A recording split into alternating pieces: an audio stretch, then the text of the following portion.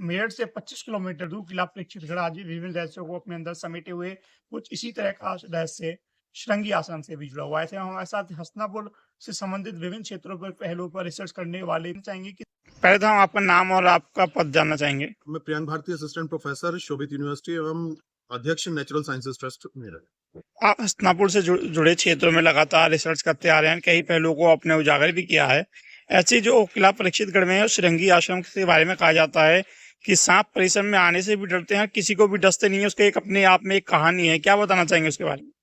हाँ, ऐसी लोक मान्यताएं हैं, स्थानीय भी मान्यताएं हैं कि सांप कभी भी उस मंदिर के अंदर या गर्भगृह के अंदर कभी भी प्रवेश नहीं करते।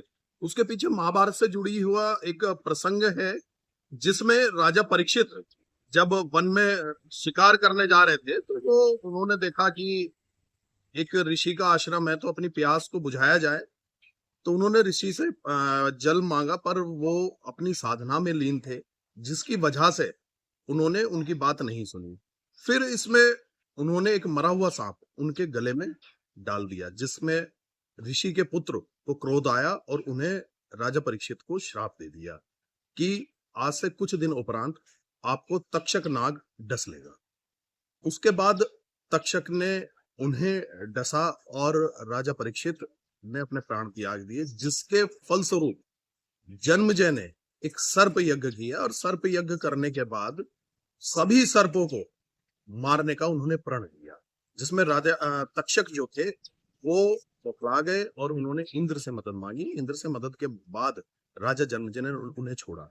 तो इस पूरे प्रसंग के पीछे ये मान्यता थी कि इस वजह से महाभारत के बाद से ही नागों ने और सर्पों ने यहाँ डेरा डालना अपना बंद कर दिया और राजा श्रृंगी आश्रम से दूरियां बना ली। और ऐसे ही प्रसंग कई हस्तिनापुर सल्तनत से भी जुड़े। कुछ ना कुछ जो मान्यताएं चलती आ रही हैं सत्य पर आधारित हैं।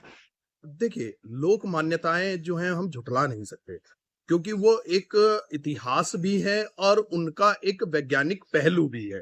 हो सकता है कहीं ना कहीं उस आश्रम में कहीं कोई जड़ी बूटी ऐसी हो कि सर्प पास में ना आ सकते हो। ये एक वैज्ञानिक शोध का विषय है, जो कि लंबे शोध हैं, पर मान्यताएं प्रगढ़ हैं और जिनकी वजह से आज भी ऐसी चीजें देखने को मिलती हैं। क्या महाभारत कालीन किसी तथ्य में इस बात का उल्लेख है? महाभारत में ये वर्णित है, महाभारत में भी है और भागवत पुराण में भी है कि राजा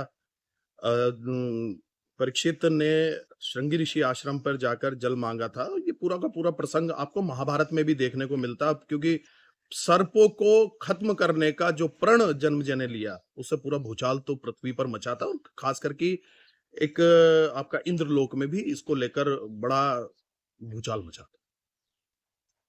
तो ऐसे में कह सकते हैं जिस तरीके से उन्होंने तथ्यों पर आधारित बात करके बताया कि कुछ ना कुछ तो ऐसा है जो कि लोक मान्यताएं चलती आ रही हैं कि इस आश्रम में कुछ ना कुछ वर्णित है जिससे सांप आने से भी डर। लोकेलिटी न्यूज़ से विशाल भटनागर की